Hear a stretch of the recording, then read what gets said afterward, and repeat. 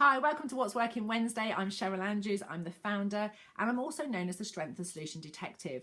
And today I want to talk about how you get to do more of what you love. One of the things when I first started this work is I would work with clients because they'd come to me because they were in overwhelm, they were really frustrated, they were procrastinating a lot, and they didn't understand why it is that they weren't taking action. And so today I want to talk a bit more about the going from dreaming to doing. And I also want to do a shout out for Karen, who is running a masterclass, which I'm co-facilitating with her tomorrow on May the 26th at 1 o'clock. Because what actually happened is when I was writing my book, the process of writing my book helped me to get very clear about the journey I take my clients on.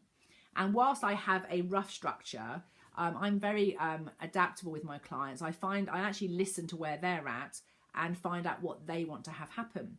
And the reason I'm telling you about this is because sometimes what we don't consciously know is that when we're in that dreaming phase, we think we're doing loads. So you might be busy networking. You might be busy doing blogs. You might be busy putting videos out. You might be busy actually writing.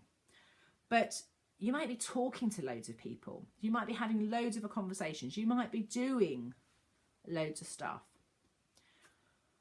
But are you actually getting the results that you want? And are you really doing more of what you love?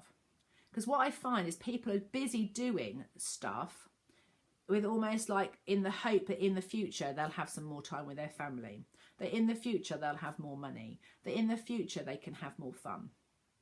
And what happens is because your critic is got conflicting messages, and you're saying, feeling in the present maybe, and talking about the future, and it doesn't really feel safe. And when your critic inside doesn't feel safe, your reptilian brain kicks in, and all your sensories go down, and you lose your ability to have clarity, to have confidence. You lose your ability to know what is your next best step, and then you get stuck. And so I was there with this process.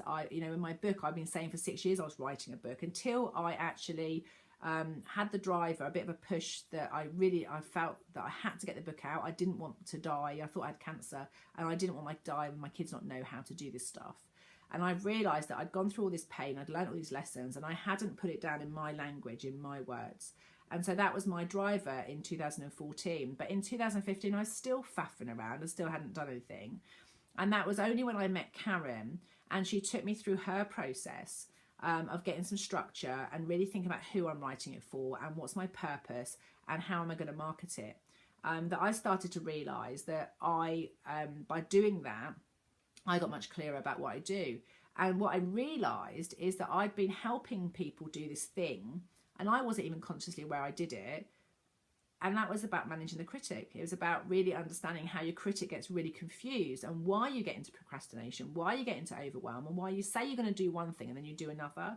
And so we're really looking forward to sharing that with you tomorrow.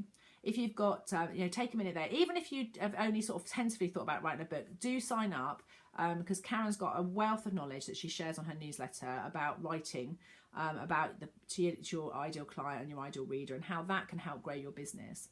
And these messages are for anybody who wants to grow their business, but particularly if you are the kind of person that since a little girl or a little boy, I've always thought, I really want to write a book. And that niggle inside you just won't go away. Then we want to share with you some great resources tomorrow that will help you to move from dreaming to doing. I'll speak to you tomorrow. See you then. Bye.